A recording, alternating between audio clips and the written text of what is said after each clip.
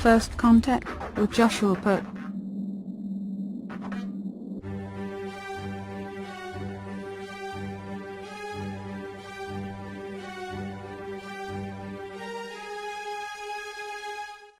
Hello, Earthlings. Welcome to First Contact Radio. Glad you could be here again today. It is the 19th day of October 2017. Of course, that's on the Gregorian calendar. Things are a little different, as you know, on the Jewish calendar. Today is the 29th day of Tishri. It's the 7th month on the Jewish calendar, considered their holiest of their months. The beginning of this month is the beginning of their New Year count, so it is the 7th month, but it is the first calendar beginning of the year for them, just finishing that first month going into the second one. And in the Jewish calendar, the year is 5778. 5778, a little bit different in the counting. Now, astrologically, so we could take a look at the energies that we're dealing with today. Just like yesterday, we have the moon and the sun both in Libra, sun and moon in Libra. So this card represents Libra. It is the tarot card of justice. We have a woman. We have the scales. We have the reason it's the female. It's females represent the receptiveness of things, whereas masculine energy sends out. And so we have this constant exchange of giving and receiving. So as a feminine character, we see that this is a character that is receptive to understanding the laws of nature around her. And the job is to find balance. This card representative of air is a reminder that we work with the air around us. We are affected by the air around us. Sometimes it's the physical air, sometimes it's air beyond the physical air. And that's what we're looking to understand. And ultimately the lesson with the Libra and this tarot card of justice is all about learning how to do the things, say the things that help us, while at the same time avoiding the things that hurt us. And as we learn more, of course, we want to avoid saying things that hurt others as well, and work to help others in the process. So there's a lot involved with the balancing out of things, but that's where we're at. And so I believe that when we look at the different cycles around us, it gives us an understanding of why society is doing the things it is doing, acting and behaving in the way it's acting. So there you have it as far as that goes. Now, let's move on to some various stories here. This first one up is a link to a video that I'd like you to check out. I'm not going to play this because it is a longer video, but this is American Pravda Part 3. American Pravda Part 3. This is the series that has been put out by Project Veritas. This one, he speaks to he being the undercover person, speaks to a gentleman who has been there for over 20 years. 20 years over there at the New York Times, and he is all too eager to express how the New York Times is completely biased against Trump, how nobody there likes him, and really expresses this thoroughly to the undercover agent. So it is very telling piece, and I'm sure that they're not going to be too happy about what's coming out with that one. Some other stories I need to report. These are some very important stories that are not getting the mainstream attention. First one here, 84 kids rescued, 120 human traffickers arrested in an FBI sting. 84 children were rescued, including one as young as 3 months old, and 100 human traffickers were arrested in a nationwide undercover operation that involved a Myrtle Beach hotel. In South Carolina, the 3-day operation from October 12 through 15 focused on undercover stings in Myrtle Beach and Columbia. 3 women were arrested and charged with prostitution last week in a joint FBI Myrtle Beach police operation at the Hilton Garden Inn Coast Grand Mall. Okay, so very good. We like hearing those kind of stories about human traffickers being arrested. Goes on to say here, the Federal Bureau of Investigation led Operation Cross Country. 6 and 55 FBI field offices across the country with the help of 78 state and local task forces and 5 international partners hailing from Canada, the United Kingdom, Thailand, Cambodia, and the Philippines, according to Wednesday's news release. We at the FBI have no greater mission than protect our nation's children from harm. Unfortunately, the number of traffickers arrested and the number of children recovered reinforces why we need to continue to do this important work, FBI Director Christopher Wray said in the release. The operation isn't just about taking traffickers off the street. It's about making sure that we offer help and a way out to these young victims who find themselves caught in this cycle of abuse. So very, very good, very important. Here we have another bit of information here about some more human traffickers. These are 60 that were arrested. When this page decides to come up, here we go. 60 more arrested.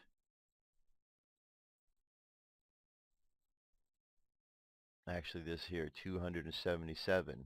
I got several of them here. So 16 leads to 277 arrests in Florida. This part of what we were just talking about. A cancer surgeon, a teacher, a pediatrician, an Air Force veteran, a retired police officer, and a colonel in the Marine Corps were among the nearly 300 people arrested in Florida in a massive prostitution sting, police say. The undercover human trafficking operation, which was called Operation No Tricks, No Treats, and ran from October 10th through 15th, added 277 people, according to a press release from the Polk County Sheriff's Office. Okay, so good news.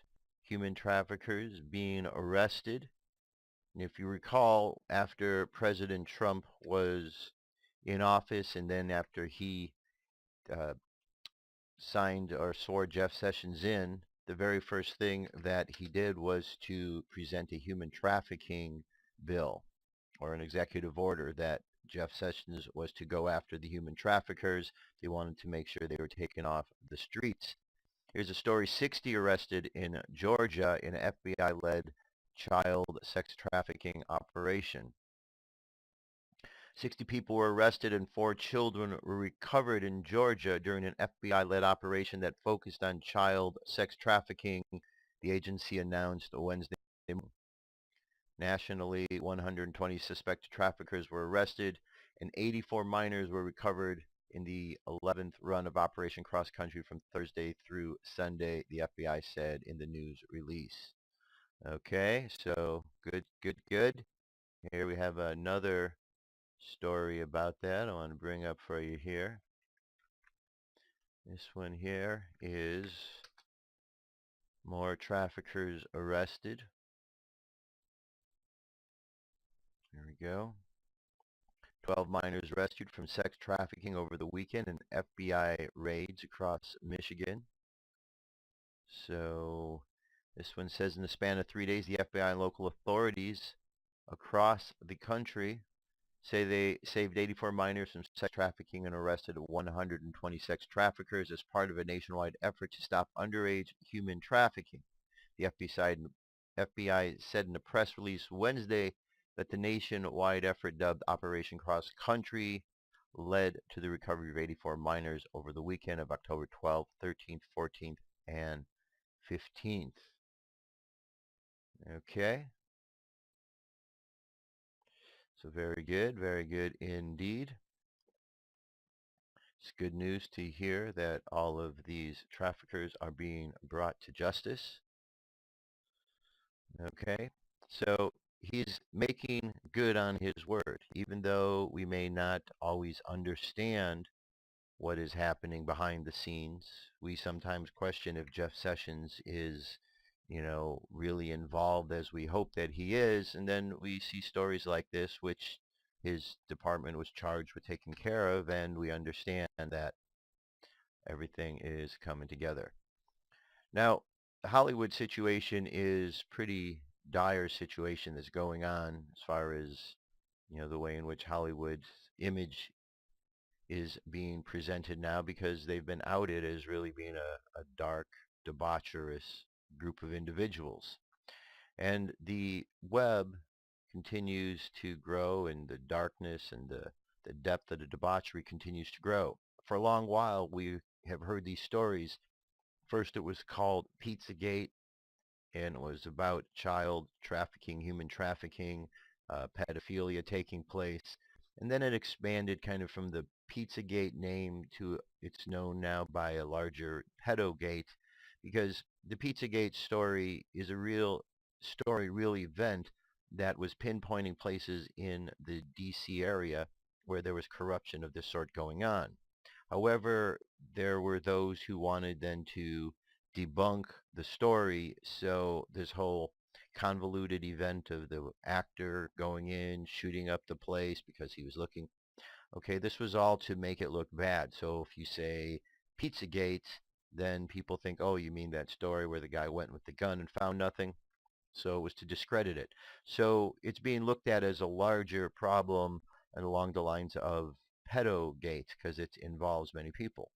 Okay, and it's a nationwide thing. And as this sting is occurring and Harvey Weinstein is being dealt with and Hollywood is being called out for all of their debauchery, we're starting to see that this Pizzagate and these young children are a very real situation. Very real indeed. So let's take a look at this story right here. This is a story entitled Hollywood's Other Open Secret Besides Harvey Weinstein, Preying on Young Boys. Preying on young boys. This is a place where adults have more direct and inappropriate connection with children than probably anywhere else in the world, claimed former child actor Corey Feldman. Last week, former child actor Corey Feldman, Stand By Me, The Goonies, tweeted that he'd been asked for a statement about Harvey Weinstein's sexual harassment and rape allegations. It makes sense since he spent years speaking out about sexual abuse in Hollywood, not of women, but of young men. He has long alleged that pedophilia is the worst problem in Hollywood and that it's in part responsible for his best friend Corey Haim's eventual death by drug overdose. Speaking in The Hollywood Reporter in 2016, Feldman said, Haim had more direct abuse than I did. With me, there were some molestations, and it did come from several hands, so to speak. But with Corey, his was direct rape, whereas mine was not actual rape, and his also occurred when he was 11. My son is 11 now. I can't even begin to fathom the idea of something like that happening to him. It would destroy his whole being. As I look at my son, a sweet, innocent 11-year-old boy, and then try to put him in Corey Haim's shoes, I go, oh my God. Well, of course he was erratic and not well behaved on sets and things like that. What more could we expect of him, really? He continued, everybody deals with things differently, and I'm not able to name names. People are frustrated. People are angry. They want to know how this is happening. They want answers, and they turn to me and say, why don't you be a man and stand up and name names and stop hiding and being a coward? Well, I have to deal with that, which is not pleasant, especially given the fact that I would love to name names. I'd love to be the first one to do it, but unfortunately, California, conveniently enough, has a statute of limitations that prevents that from happening. Because if I were to go and mention anybody's name, I would be the one that would be in legal problems and the one who would be sued. We should be talking to the district attorneys and the lawmakers in California, especially because this is where the entertainment industry is, and this is a place where adults have more direct and inappropriate contact with children than probably anywhere else in the world. Legal problems stemming from sexual harassment or assault allegations are a major issue in Hollywood and contribute to a culture of silence. Weinstein is alleged to have paid off at least 8 of his accusers on the condition that they agree to strict non-disclosure agreements to prevent their stories from going public.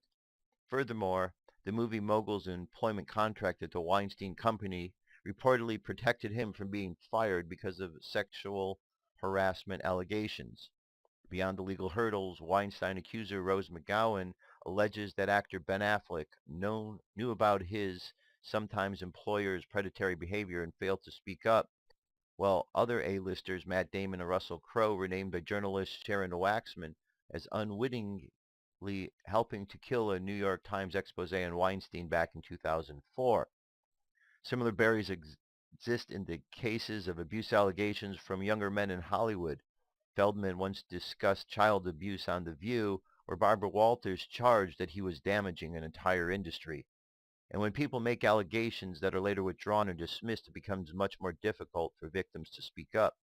Famed director Bryan Singer of the X-Men has had accusations leveled against him for years, from a lawsuit alleging that he made minors shower in the nude on film for Apt Pulp in 1997 to sexual abuse allegations in 2014. The Apt Pupil lawsuit was later dismissed due to lack of evidence, and the other sexual abuse lawsuits were withdrawn by the accusers. However, that hasn't stopped actors from singling out Singer. On Sunday, as Weinstein scandal continued to unfold, actress Evan Rachel Wood tweeted, "Yeah, let's not forget Bryan Singer either." And then there was the Real O'Neal star Noah Galvin, who in a since deleted quote from an interview with Vulture said, "Yeah, Bryan Singer likes to invite little boys over to his pool and diddle them in the effing dark of night. I want nothing to do with that. I think there are enough boys in LA that are questionably homosexual who are willing to do things with the right person who can get them in the door. In New York, there is a healthy gay community, and that doesn't exist in LA." The quote was later removed from the interview, and Galvin issued an apology on Twitter. "I sincerely apologize to Bryan Singer for the horrible statement I made. My comments were false and unwarranted. It was irresponsible, stupid of me to make those allegations against Bryan, and I deeply regret doing so." The Singer allegations were also to be included in Open Secret, filmmaker Amy Berg's opening documentary on child sexual abuse epidemic in Hollywood, but were later excised from the final cut. Singer, for his part, stated that the allegations against him were outrageous, vicious, and completely false. In the case of Weinstein, the abuse lasted decades, but it took an actress of Ashley Judd's stature to finally speak out about him and let the floodgates open. Unfortunately, such a groundswell is not likely to come from an actor like Feldman, an 80s star who doesn't have the industry cachet of an Ashley Judd. Perhaps the tide is turning, and the shame associated with being a male victim of abuse is beginning to vanish. Brooklyn Nine-Nine actor Terry Crews spoke out last week about being sexually abused by a high-level Hollywood executive in the wake of the Weinstein news. So did James Vanderbeek, who blasted Weinstein for his crimes before sharing his own story. What Weinstein is being accused of is criminal. What he's admitted to is unacceptable in any industry. I applaud everyone speaking out. I've had my ass grabbed by older, powerful men, and I've had them corner me in inappropriate sexual conversations when I was much younger. I understand the unwarranted shame, powerlessness, and inability to blow the whistle. There's a power dynamic that feels impossible to overcome. If that weren't enough, the media finally began taking the industry to task over its embrace of filmmaker Victor Salva. In 1998, while filming his debut feature Clown House, Salva sexually abused his 12-year-old star. He eventually pleaded guilty to 5 felony counts, lewd and lascivious conduct, oral copulation with a person under 14, and 3 counts of procuring child for pornography. Still, Salva has been allowed to direct film after film in the wake of his conviction, from Powder to Jeepers Creeper trilogy. Documentary like Open Secret and the testimony of a former child actors like Feldman have long contested that pedophilia and the abuse of young men is Hollywood's other dark secret. If that truly is the case, what more will it take for it to come to light?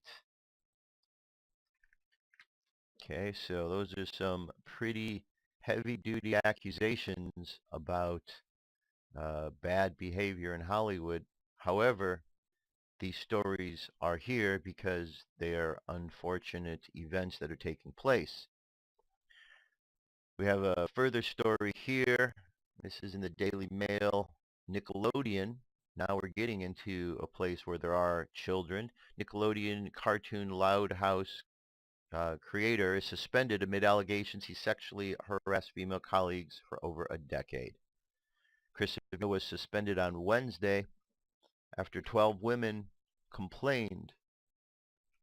Viacom, who is Nickelodeon's parent company, is investigating their claims. One woman told Cartoon Brew that Salvino sexually harassed women over the last decade. Okay, Chris Savino, the creator of Nickelodeon's hit cartoon show Loud House, has been suspended amid sexual harassment allegations. 46-year-old has been accused by 12 different women of sexually harassing or blacklisting them over the last decade. They told Cartoon Brew, which first reported their suspicion that he harassed them with lewd text messages that made their lives a misery if he rejected their advances. Okay, so another despicable individual is being found out, which is good news, good news, good news. So part of the problem is cleaning up this mess, and it is getting cleaned up. This is a definite thing that we see happening. So let's be grateful for that, and let's just keep hoping and supporting the good things that are going on with these people getting pulled off the street, and most importantly, with the children being rescued. Okay, that is so important. I mean, if anybody had a child or you knew someone who had a child that went through a situation like this, it would be heartbreaking. It's heartbreaking just to hear about children out in the world who are dealing with this and knowing that their parents have to deal with these things.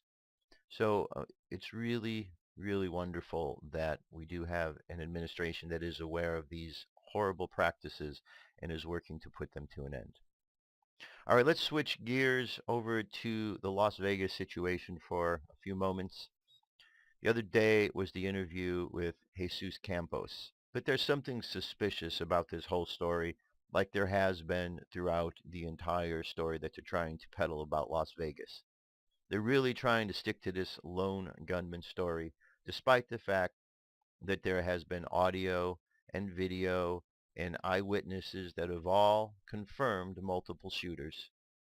Everybody knows there's multiple shooters, but the FBI and the Las Vegas Police Department want to keep peddling that lame lone gunman story. So Jesus Campos, he disappeared after this event. We were told that he was the one who either stopped the gunman after the event or he got shot beforehand, and we don't know the full story. And then he disappeared. And then his home was being watched by private security. And then it was heard that he had been at a clinic, and then he had disappeared after this, and a lot of uncertainty where he was. And then he showed up yesterday on Ellen DeGeneres. Of all places, that's where you go when the whole country is wanting to know your story. You go straight to television. Forget about the investigative journalists. So here's 25 suspicious facets of Jesus Campos' Ellen interview. Okay, one, the guy vanishes for 5 days and pops out on a fluff interview with Ellen. Two, instead of being interviewed by a cable news outlet or investigative reporter, his only interview is with daytime talk show host Ellen. Three, there were no hardball questions.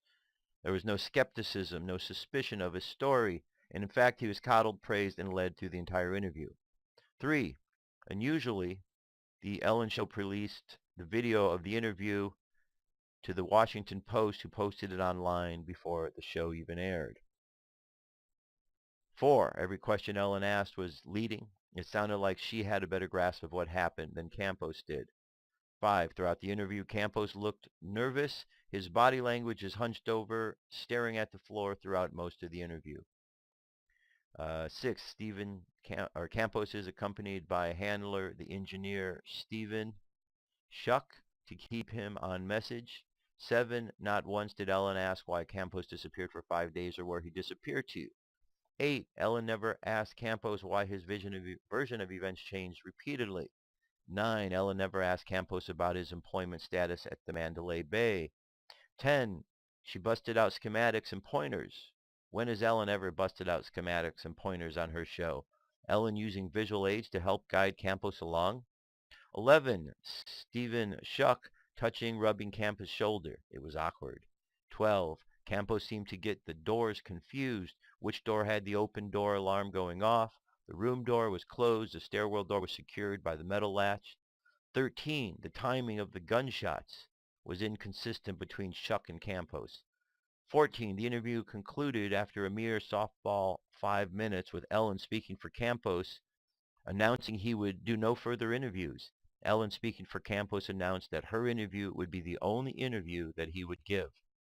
15. Campos in person looks about 75 pounds heavier than he does in a few pictures posted online. Also, the eyeglasses are gone. 16. No question about the security guard at the Campos home.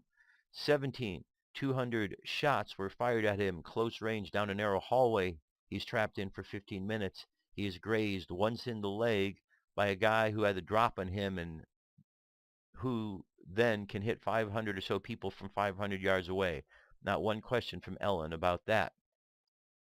18. Campos using military terms like rapid fire, undercover, drop down that you would see in a movie, not consistent with the training and terms taught to security guards. 19. Campos rewarded with prizes at the end of the interview. 20. When people tell a story that is true, they always mention irrelevant details. People always seem to rely some detail that is important to them at that time, but there was no relevance to the story. Usually there are several of those. When people make up a story, they never sprinkle irrelevant details in to give it authenticity. This interview is a classic case of that. No superfluous details are included. Everything mentioned is calculated and salient to the story. 21. Campos says he thought the gunshots were the sound of drilling, which preceded the gunshots fired at him. 22. The interview changes from timeline to exculpate the Mandalay Bay and MGM from liability. 23. WikiLeaks emails show that Ellen is an asset shill used by Democrats and deep state to set a narrative. 24. The MGM has Ellen branded slot machines. And 25. The interview did not show or discuss Campos's injuries or scars. Campos did not appear injured or in discomfort. We never saw him walking. So very important parts that questions that could have been asked, but they weren't for whatever reason. We know what the reason is. They really don't want that truth out. That's why they're telling this whole story. And one more piece here, breaking report, Laura Loomer, who's really been on top of this case. She, Mandalay Bay security guard Jesus Campos shared a social security number with a Jesus Quintero. And we have all the information right here. It says exclusive Jesus Campos intel report reveals he shared a social security number with Jesus Quintero. Is Jesus Campos an illegal alien? The question is, does at MGM Resorts International know this? Sources in intelligence have provided me with MGM security guard Jesus Campos' comprehensive intelligence report, Loomer told Got News. The report reveals that Jesus Campos shared a social security number with an individual named Jesus Quinteros.